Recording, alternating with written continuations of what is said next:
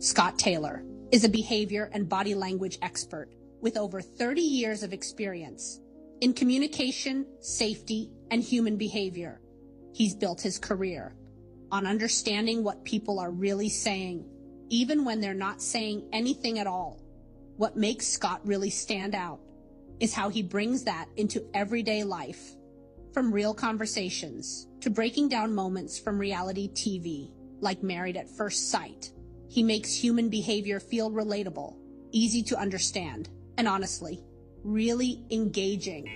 He's someone who genuinely enjoys understanding people. And that's what makes his perspective not just insightful, but also really cool to listen to. Hey, Scott. Great to be speaking with you. So if anyone wants to know, I met Scott because I noticed he was doing recaps of Married at First Sight Australia, season 13. Scott, we're going to learn about you today and learn about body language and behavior through your eyes when looking into your work is that people tend to focus on one single thing at a time. But you're really looking at a cluster of things and patterns. How would you explain that in your own words? Yeah, I mean, the thing is, we have always looked at people's faces since we were born to tell, is that person I'm speaking with happy, sad, am I safe with this person? But the thing is, the feet are the most honest part of the body. There's a whole range of things that our bodies leak about people's intent, and so we need to be able to take in things more broadly. Now, without boring you to tears with too much of the scientific part of it, there's a part of your brain called the RAS, the reticular activating system, and in essence, it decides what you focus on. And right now, that and your habits, because we're all creatures of habit. We do our shoes up the same way. You start brushing your teeth pretty much with the same tooth every day. It's the same when we're looking at connecting and reading people.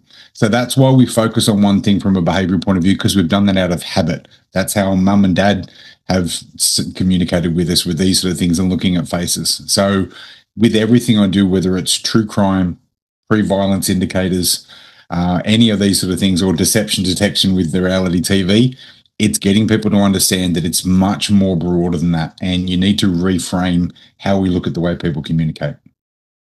Yeah, I actually can relate to that just in general life, even with the way we feel, not just body movement or body language, just in the way we talk as well.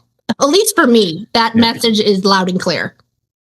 And because there's a mix of things. So, I mean, I've been studying human behavior for 15 years and 33 years security, safety, and risk. And during that time, from facial microexpressions, body language, statement and word analysis, all the elements, people leak who they are. Their brain knows what it knows and they leak these things, sometimes through behavior and words, sometimes facial expressions. It's just being present and aware and getting that feel for a deviation so then you can work out what drives it. And I've heard you talk about content matters, just about how much like behavior itself. How often do people take something out of context? It happens a lot because sometimes when we're looking at things, we're listening to words and we don't pick up the deviations. I mean, my speaking cadence, I speak about 175 to 180 words a minute when I'm connecting with people. Mm-hmm. When people have something that they're being deceptive about or emotional about, their speaking cadence will come up. We don't pick these things up. And so we'll process and store things. Some people are non-congruent with their body language and their words. And when we talk about Married at First Sight, and you mentioned Beck in our discussion, in one of the episodes, and Beck saying, "Oh, yeah, I know that Danny loves me. Yeah, I'm sure. I know that he does." She's literally shaking her head no as she's trying to say this, and she's putting in additional filler words because truth tellers convey, liars convince. So sometimes we take things like we don't align with our context because we don't pick up what people are really sharing with us, what's in their head and heart, and we get it completely wrong. That sounds exhausting. Like, does that ever get exhausting for you to know all this? That's the most common question that I get from doing these things. So I suppose the difference is I can't go to a concert and relax like most people. So if you think the last time I went to a concert, everybody else is dancing to their music and I'm not a good dancer, but I'm looking and here's what I see. It's 5 people per square meter near the stage from density. If it gets to 6, that's a safety issue. Those lights and barriers are in the wrong spot. The people in front of us, the husband and wife, they're just holding their hands by fingertips, distal touching. They're not getting on well. Here's what they're doing, like here. This guy's 2 drinks away from a situation. So It's the same as when you walk through a shopping center. I see signs of who the people are that are likely to shoplift because their body's leaking what they leak. It's one of those things where you got to weigh up that I'll take the little bit less sleep and these sort of things, but I know the stuff that we share, the things that we do. I've had 6 people go home safe to their family because they detected edge weapons before somebody pulled a knife based on the training. So I'll weigh up that stuff to know that we're having some impact to give people some more confidence, some more happiness, and some more safety. So it does get a bit tiring, but it's worth it. I was just going to say that's got to be fulfilling. It is. I mean, some of the things, and you mentioned about some of the videos when you saw some of my stuff. So I share a video where I break down these behaviors, and I knew that there'd be people would use them differently. What I didn't expect, I probably get about 8 to 10 messages a week from people saying, "You're married at first sight videos. I'm using snippets to teach my children, my neurodivergent children, about body language and connection." So there's a lot of different things. I've had some people message say when I've talked about coercive control and controlling behaviors and what that looks and feels like and sounds like, that people have used some of the content from the video to identify things in their own relationship dynamic. So it's very rewarding with these sort of things. I didn't expect. I was so against doing a TikTok and that sort of stuff, but now I know. I'm still getting used to the platform. There's a whole funny side story about that where I didn't know that people send you gifts during TikTok live. So I did a TikTok live, and so anybody who's on my TikTok now, because there was a couple that have been there from the start, as I'm talking and sharing some points about confidence, all of a sudden this big cowboy hat and mustache comes on. And of course, I'm holding my phone. I couldn't work out what was happening. So everybody's comments just turned into that. So the platforms are good for getting out some content because it's making it accessible for people. And that's what I've realized. That's the mistakes that I made earlier. I was doing sessions and training programs, but if I can share short little snippets of what people can pick up during their dynamic when they're sitting across the table from family and friends, or they're in a job interview, or any of these sort of things, then the social media platforms help that be accessible. I'm glad the impact that it's having from people sharing the videos. To go that crazy, I think it's about 6.5 million views in the last 3 weeks, which for me, is crazy for little old me doing this stuff. But as long as it's helping people, that's what counts. You have really good self-awareness on the baseline behavior, like making a judgment. How important is that piece to what most people skip? Yeah, I mean, so both parts, being aware of self and others is incredibly important, because what happens is we do, whether it's business or personal life, we do conversational postmortems. You get to the end and you think, there was something about that conversation I had with Erin that I just missed, or I could have done better. The beauty about these things and about the self-awareness piece is, while we're speaking about things, I already know you're more interested in body language than facial micro expressions, because when we've spoken about that is when you've got your head tilt like you have now and your blink rate slows down. We lean into what we like. We share more of these things, and now you're a bit nervous. We share more of these things, and that's the part about once you get awareness of self and others. You realize about, I know that if it's a room of 100 people, or if I'm doing a keynote with a couple of thousand people, if there's things that I do and when I'm aware about the impact of my words and how I use my nonverbals, the more aware you become of yourself and others, you see these changes. I see when my words land. I see people that have discomfort or stress. I see them open up and relax. So the more you enhance that awareness piece, this becomes easier and easier, because it's like a fresh set of eyes when you're communicating with somebody. Because everybody communicates, how are you? Yeah, fine, good. The typical things that we see. But people, because there's some people with masks, but people always end up leaking who they are. You just need to be present and aware to see it. So the awareness piece is crucial, and removing bias, because some people have a preset thing that they're looking at a video to validate what their perception may already be. And when you do that, you miss a lot of other signs. So we need to be present, aware, and curious.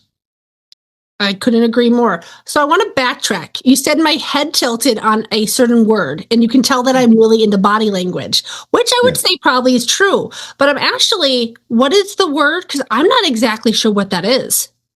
Yeah, so that when you see, and from a couple of videos reviewing of late, you see when people do things and mirror things from a connection. So even if they're face-to-face or online. So with doing that with your slight head tilt now, I'd be doing these things. I'd mirror you the way that you lean in. the driver for these, because that's the other question I get. Does this work for everybody? The most common questions I get, does this work for everybody? Does it work for people with Botox? And how does your brain switch off? That's the most common thing. Those are good questions. Yeah.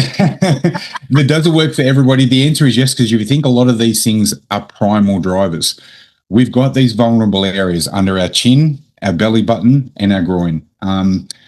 When we used to walk around on all fours, they were protected. Now that we stand up and we communicate, these areas are open. So when we feel calm, when we feel safe, when we feel relaxed, I'm okay sharing these areas with you. When we have stress and discomfort, we cover them up by sometimes self-pacifying gestures or putting our bag or our hands in our lap or touching a necklace, which I'll loop back to after. But the other thing is you think then we're not like, puppy dogs. You make a noise in front of your dog and your dog goes like this. That's from an auditory point of view. When we do it, we're showing connection and interest because we're sharing more of that vulnerable area with you. So the other blink part is we blink about 11 to 14 blinks per minute. When you're interested in someone's words and what they're saying, your blink rate slows down because we're trying to take in more. So when you're communicating with people and you see that combination of slight head tilt and blink rate change, which they didn't start with, which you didn't start with. Now I feel like I'm blinking a lot. Yeah. I'm like, so here's the thing. I just did a recent keynote for a safety conference with a room full of people. And when you do things, you've got to hack people's brains. Stop me if I'm heading down a path you don't want to go. Oh, I love it. No, I'm not going to stop you. I love this. So you've got to hack people's brains because whoever we speak to normally, you remember the first couple of sentences because of the primacy effect. You remember the last couple of sentences because of the recency effect. Other than that, you only remember about 20%. My job, if I'm presenting, if I'm sharing things with you, is to hack your brain. So what you remember, what you retain is higher. Now, our brains are really motivated by things like authority or novelty. So I'll do things like I'm doing now where I'm speaking with symmetrical hand gestures the whole time. But when there's an important part, like when I share with you about head tilt, I'll change to one hand and I'll slightly slow my tone. And you just lean in like you just did then with your blink rate slow down and your brain is going. Oh my God. And your brain goes, hang on, there's something different about this. This is important. And that's the thing about human connection. When you understand how we work for some of these things, you realize those slight changes in rhythm, speed, volume, and pitch, the slight changes in head tilt, in gesture patterns can spark a deeper response in others. But then you start noticing in others when you're talking about things, when do they close up or open up? What gives them excitement and joy in their life? What makes them feel defensive? I mentioned about touching your neck. You haven't got a visible necklace. People you see when they have a chain or necklace and they have stress or discomfort, they will do this, repeat self-touching of the necklace. Anytime you see somebody who is doing repeat self-touching that's not part of their baseline, that's their brain showing you this conversation, this interaction is causing me stress and discomfort. That is the body trying to soothe the brain. So now when you deal with people and you see them touch their necklace or chain around their neck, they're doing repeat self-touching to soothe themselves. It's the body calming the brain, but they're also covering a vulnerable area around their neck. So that's why that's double soothing. So a lot of people you see, and I see this more with females than males because the chains and things and lanyards around their neck will do this type of thing where they'll scratch or rub like around that suprasternal notch area. Okay. Even if that's part of someone's baseline, when she gets stressed, there'll be a deviation. It will go up higher up the body or we'll see different change in patterns. So it's about that non-judgmental curiosity, identifying how people communicate, knowing that's their baseline, that's where they are, that's how they sit for today. Then if we see changes to that, then we think what drives it. So it's not having a preset thing and trying to validate. It's just looking at the totality with what people bring to them. So in other words, the things that I've got here, the things I'm sharing around me with the background, that's all part of my nonverbals. It's part of what I'm bringing along. Now it's funny because you're scanning the back of my room because I saw your eye change. I was like, what is it? Yes. And but one thing I just noticed, Scott, is that I don't do that. Like I don't do, which is great. This is very open a lot of my throughout my day. And what is that? Well, you're using gestures away from your body. You're comfortable with this area. So that's an element of self-confidence and awareness. Okay. So that's the thing with these areas. To give you another example on on how important this is. Mm-hmm. I was doing some work with the stadium, and Luke Combs, the country singer, was performing in a concert. While I was there in a control room, there was somebody near a bar area, and she was sitting like on a stool. A man came behind her and went to give her a drink. Now, as he did, she lifted her shoulders and ducked her chin, slightly angled her body away, and put her handbag in her lap. Now, we knew to send security there straight away, and as soon as security got there, the man disappeared. Now, the lady said, "Oh, I couldn't get rid of him. I don't know who he was. How did you know?" Her body language showed us. When we're comfortable and relaxed, we have these areas open. Now, some people, when they public speak, think the first time you had to get up in school and speak in front of people, where did your hands go? We cross our hands and we put our hands across our groin. Now you know why. It's called genital protection. We do that when we feel vulnerable and lack confidence. But other than that, should be how you communicate and you have the whole time we've been speaking. Hands away from body, these areas open and accessible, because it's showing I feel safe. I feel comfortable and confident with you. So I just did it. I was going to ask you what, during my interviews, I just did it. And I go like this when I think. What is that just saying what I'm doing? Yeah, so there's a couple of things about that. And because I don't know 100%, like obviously who's going to be listening, if there's something that I'll be unpopular from, it's what I'm about to say now. There's a lot of people that have studied NLP, neuro-linguistic programming, a whole bunch of things, and they'll say things like, if you're looking to 2 o'clock, you're thinking of this type of memory. If your eyes are going to 5 o'clock, here's some of these things. I don't agree with any of that in my experience. Okay. In my experience with dealing with humans under stress and everything for now over 33 years, we've got 2 eye reference points. If I ask you a question about something you've experienced, like if I said, Erin, I'd love to hear about the best 3 holidays you've had in your life, your eye will go to a certain point when you're accessing your episodic memory, things that you've experienced. If I asked you about something that you know or a bit of knowledge, then you'll go to a semantic reference point. For some people, it's very close areas. Some are vastly different. Okay. Now, I would do that when I'm doing interviews or other things, because if I now ask something about that, and it might be something as simple as, did you find the office today? Whereabouts did you park? People's eyes go to a point. If I ask you something you should know to a point, why do I need to know that? Because if I ask you about last Friday, because we've had the laptop and some money missing from the office, and your eye goes to a different point, yep, as you start licking your lips and touching your face, we've got some issues here. Like lying. Right? Or no, it's nervous too. Like you're thinking about what you're going to say to cover yourself up. Yeah, and so I just did it again. Look, now I'm very self-aware. I'm like, because I do that. I'm like, and it. Oh my gosh, I'm going to be having anxiety for like 24 hours. What is this? So the other part is the word element. Here's the easiest way to explain the word element. We've got between 25 and 30,000 words in our personal vocabulary. Mm-hmm. So when you ask me a question, I run back to my filing cabinet, I grab the words for my answer, and I come back. Now, if I'm being honest with you, I don't need to run it through filters. So my words back to you are going to come back timely, similar speaking cadence to how I've been speaking to you, and it'll be like in logical order. If you ask me something and I'm going to be deceptive, then on the way back, I have to run it through a filter. I'm just making this up now. Do I need to make it sound past tense? With what I'm about to share with Erin, will this get me in trouble? Why is she asking me this? How much should I tell her? Now, as I'm running through those filters, what does that cause? My mouth often sometimes opens. Okay. My speaking cadence will change. And if I'm being deceptive, my brain knows. Your brain knows if you're lying. So it releases cortisol, the stress hormone. That dries your mouth out as well. So that's why you see people when they're being deceptive, their face gets more sensitive. So they lick their lips often more, and their speaking cadence changed. Because when they run back to that filing cabinet on the way back, the brain goes, you're about to lie to Erin here. Be careful you don't get caught. And I get a bit of stress, and that's why we have those responses. So that's why we look at all these different elements. That is so fascinating to me. That is so cool. Rather than looking for deception, anger, sadness, we look for comfort versus discomfort and then think what drives that. But when we have that discomfort and escalating discomfort, a cortisol response is natural. And that's why we get multiple things. So if you need to have a difficult conversation with somebody, you are right on the money. Your mouth will go a bit dry. And at the same time, you make less of yourself. So our shoulders come up and our neck comes down a bit. We call that sometimes turtling as well. And so at the same time, then your body goes, hang on a sec, Erin, your mouth's gone dry, you're turtling a bit, this must be risky for us. So then you get more of a survival stress response and the spiral gets worse. So that's why what you've said is more important than you realize. Be open, be present. Then your body goes, we must be feeling okay. Look how open and confident we are. Confident I love that because I feel like that represents me. I love that because I feel like those words really, but I'm going to be very self-conscious. I'm going to be studying myself. I'll be like setting up cameras in my home. Why was I stressed here?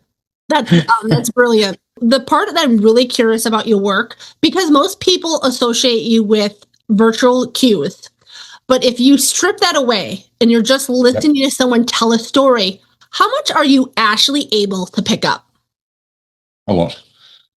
Because there's a lot of things that we integrate about the type of words we use, the word selection, the word ordering, what words we don't use, changes in our speaking cadence, all says a lot. And sometimes it's just word ordering and selection. And I'll give you a different example here. I'm going to say two similar sentences here. Okay. Erin and I went to the Italian restaurant. It was great. Or I went with Erin to Westfield shopping. It was great. Now, in both of those, I've used your name. In both of those, I've said that it was great. Here's the difference. With the first one, Erin and I went to the Italian restaurant. I'm comfortable having myself next to you in the sentence. Erin and I, I've kept the pronoun.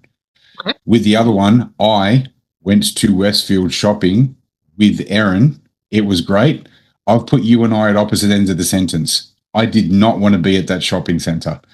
So word ordering and selection is very, very important. And here's the other. So here's the other. And this is one of those ones that you're going to love me and hate me at the end of this.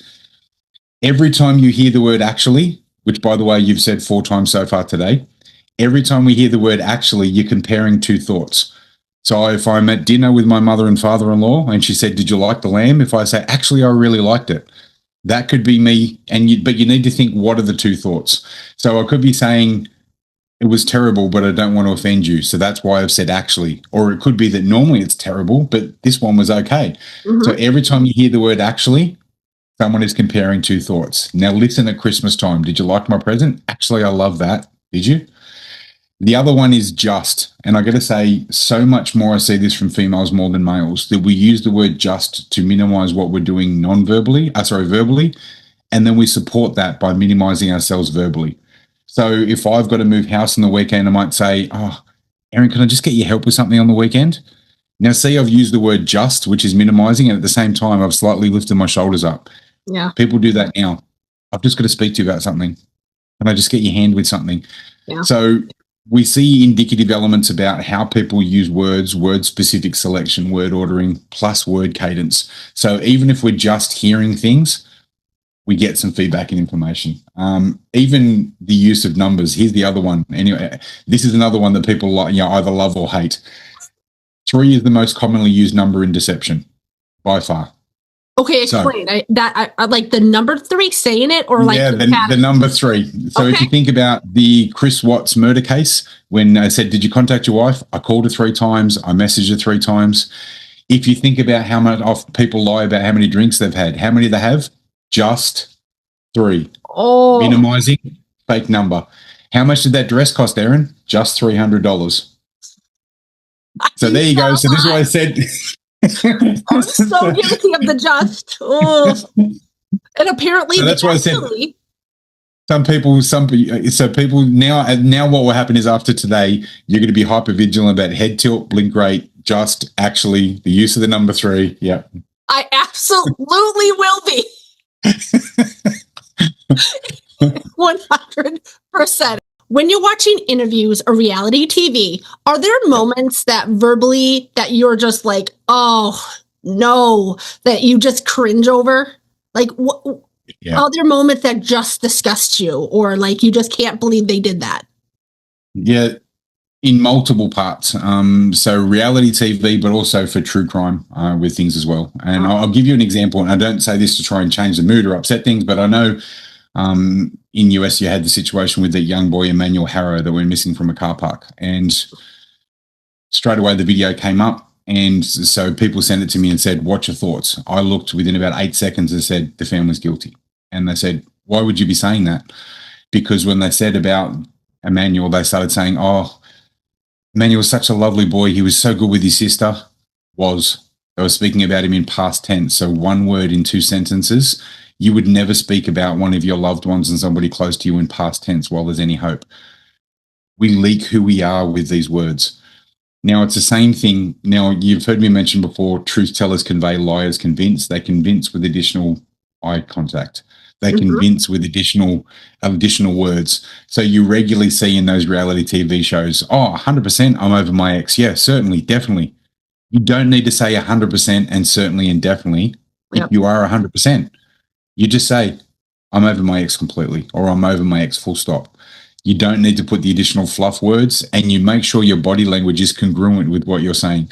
So whether it's true crime, current affairs, reality TV, there's a range of things that I see, and I go, not only are you not being truthful, you're very bad at, like, you're trying to hide what you're really thinking and feeling. Scott, because you knew that family was guilty within 8 seconds from what they were saying, Yes. Do you ever act on that instinct and make any type of calls or reach out to anyone with your background? Yeah, great question. I'm not tied to law enforcement. I've been doing security for the last 33 years. So there's a mix of things that I do in and around security, protecting people, property, information, and reputation. But I'm not from a law enforcement point of view. I do get reached out to by media from a range of countries about different elements to give my thoughts and behavioral feedback on things. Sometimes from a statement of word point of view, sometimes from an overall behavior point of view, sometimes where it's the combination of security, safety, and risk and human behavior if there's active armed offender, active shooter circumstances. But different countries in different areas are, I suppose, a different level of advancement of accepting these sort of things. And so for people that have practiced and had some training in this field, and I've been very fortunate to train with some of the best people around the world, you see and hear these things, especially when there's a cluster of things that occur.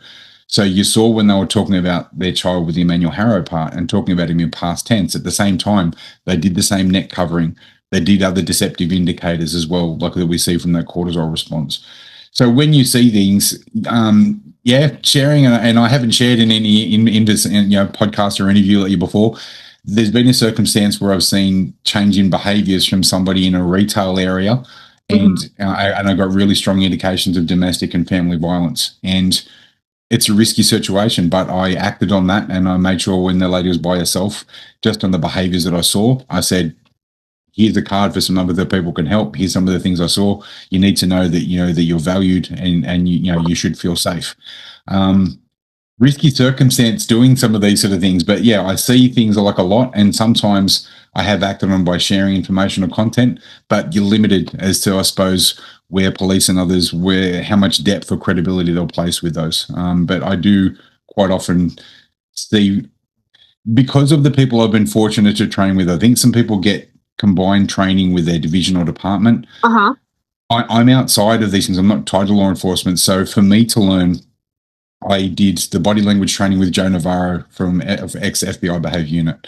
Then met people through after that, such as Robin Dreek, Lena Sisko, who, from an interrogation point of view, did some training with Jim Pyle, facial micro-expressions with Paul Ekman, then Mark McClish, and then I spent a couple of years doing Peter Hyatt's program on statement and word analysis. So I've gone to the specialists in all those areas, if that makes sense.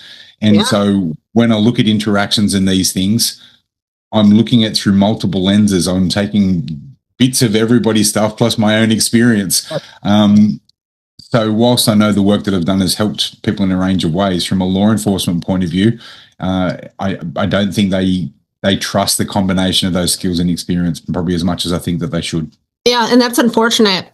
If you had to tell someone who wanted to get into this, like say someone's watching this and they're like, I want to do that, what would you tell them to do? First thing, I know the easy thing to say would be start doing some of the programs and to share the programs and books of people like that I've said. The first thing that I would do is say, and it's going to sound a bit weird, I'm going to give you two things. One, watch 2 or 3 reality TV shows with the sound off and put a notepad beside you. And just notice when there's changes in people's behavior and write it down. 3 minutes 20, I saw that this person's blink rate suddenly got crazy and he started rubbing his arm that he wasn't doing. At 6 minutes in, I saw that he really leaned away and his shoulder came forward. Then watch it again with the sound on and your brain will start. Remember I said about your reticular activating system? Your brain will start picking up more of these cues. That would be one of the first things. Okay. Second thing is just twice a week for 30 minutes, people watch with no agenda. Go to a shopping center and have a look and you'll see people in there and you'll see a guy and girl having a coffee together. If they're leaning in on the same angles, if they're mirroring each other's gestures, if they're doing these things, you start to see the difference between isopraxis or mirroring and people without a connection. Mm-hmm. So we're turning on part of your brain for that sort of stuff.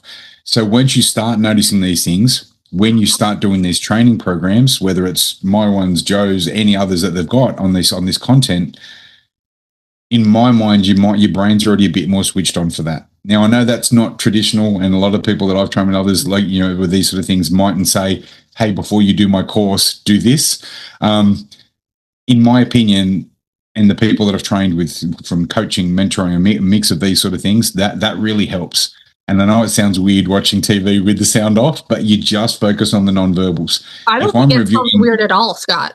So if I'm reviewing an interview or a statement or something and somebody gives me an interview or an interrogation to review, I will turn the sound off and just watch from the behavior point of view and take notes. I then will blacken the TV or turn away and just listen to the words and look for those changes in speaking cadence, intonation, when are those things changed. Then the third version, I'll watch it combined for these sort of things. And when you do something as simple as that, you will be amazed how much you really understand and really pick up about what people are truly sharing, because you're looking for what they're not sharing with their words, but they're leaking with their behavior. Okay, that is so cool, and I wish I would have done that because I'm like so into this. Like, I'm going to be very self-aware, and I'm going to go practice that just for the fun of it to see how good I am, and then I'm going to like send you the result. Awesome. One of the episodes. So, Scott, before we wrap up with this interview, I always ask everyone this question. What is your current obsession? My life, everything I've dedicated my life to personally and professionally is keeping people safe. And so that's taken multiple forms. The training that I'm doing, what I'm reading and sharing with these videos. We've just launched a behavior chatbot, like in other words, like your behavior agent, where everything I've ever learned in 33 years has been built into a behavior AI that you can type in whatever you are seeing and it will give you a full breakdown as to what's driving their actions and the next steps for you to have more confidence. We did it, and that's a big surprise micro expression I just saw you then. I just never heard of anything like this. Like, what's the app? Where can I get this? So it's behaveiq.io. So behaviq.io. For the next couple of weeks, we've got some free credits and people signing to play, but we've given it to healthcare, law enforcement, a mix of people to test it, and the feedback has been sensational. Because I mean, for me, you talk about my passion. There's in Australia, for example, more than 800,000 retail crime incidents in the last 24 months, and there's aggression and violence with healthcare, transport, education, and there's a lot of regional and remote areas that aren't going to see a trainer, or their organization's too small to pay for somebody like me coming out with an app for less than a McDonald's meal a month. They get 100 opportunities that they can type in. I'm about to meet with my wife, and here's what she said last night and acted this way. Or I'm working in reception and somebody's come up and did these behaviors. What should I do? And it gives you a whole behavior breakdown. So at the moment, that's probably my biggest obsession, is getting that in as many hands as possible, because I've had some really rewarding feedback from it. And call me obsessed with Scott. I am obsessed with you. Like, honestly. Like, I think you're such a genuine person, and I just want to thank you for coming on to the Call Me Obsessed podcast. And we can find you on social media, and that is on IG, TikTok, and you are also on Facebook. Yeah, it's so Facebook and Instagram is and then it's Scott Taylor Official. I had to change TikTok to Behavior Reveal because there's some person that's another Scott Taylor that I think is a car race driver that kept on putting in protests to get me changed. So yeah, so Behavior Revealed on TikTok, but it's Scott Taylor Official on Facebook and Insta. I found you by putting Scott Taylor body language expert, and you came right up. Oh, okay. So, that's good to know. Scott, I want to thank you for coming on the Call Me Obsessed podcast. This was a pleasure. Bye, everyone. It's been great. Thank you.